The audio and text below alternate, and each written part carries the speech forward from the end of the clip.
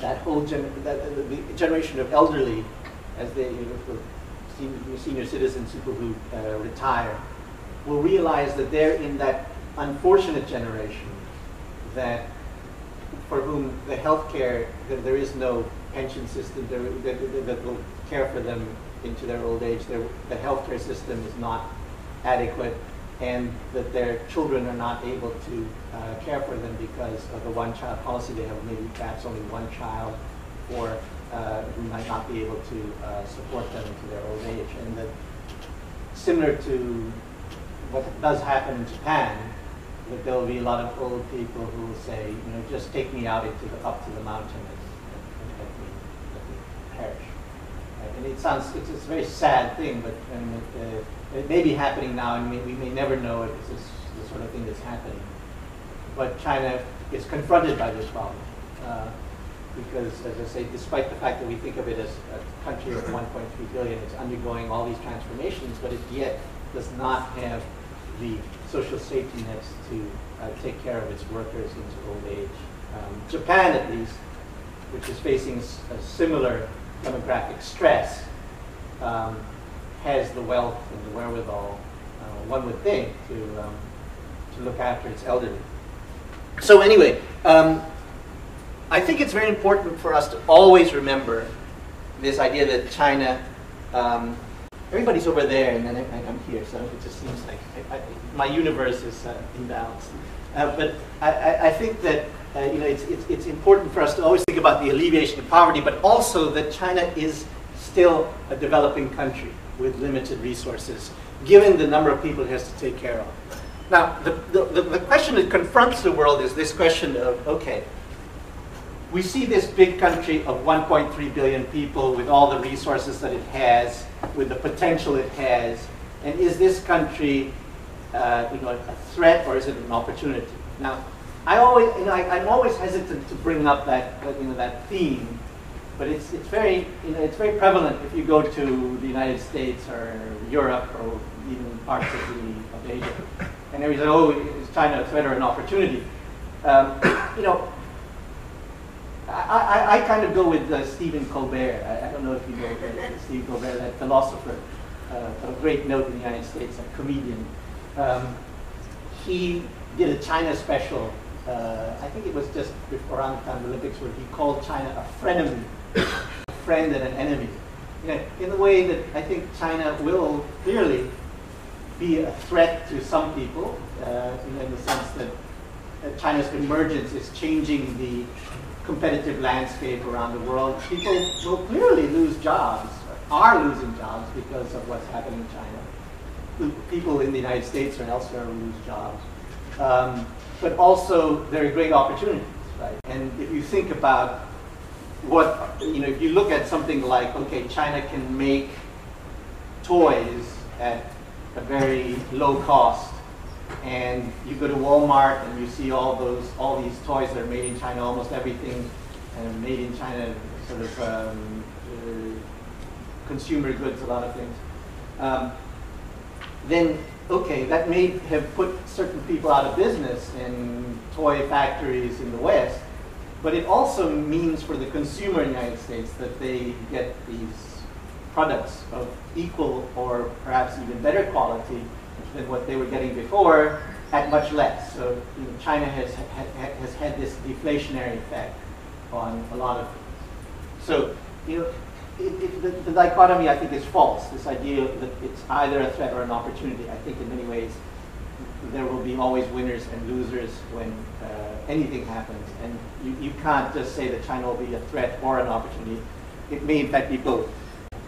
A lot of people, if you go to particularly go to Washington, we'll talk about military aspect of China as being a threat. And I won't dwell on this too much because, because I'm not a defense expert, but I would just say that if you just go and Google and find information on the military strength of China.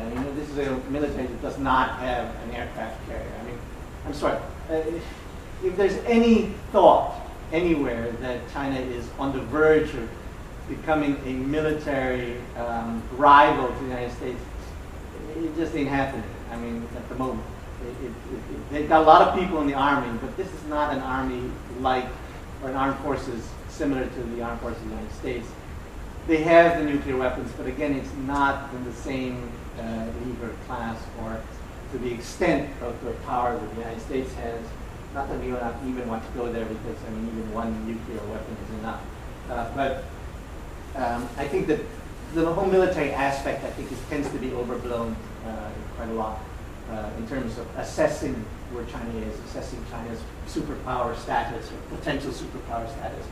Clearly, China's superpower status is predicated on its economic prowess, on particularly the manufacturing, and I'll go a little bit more into that.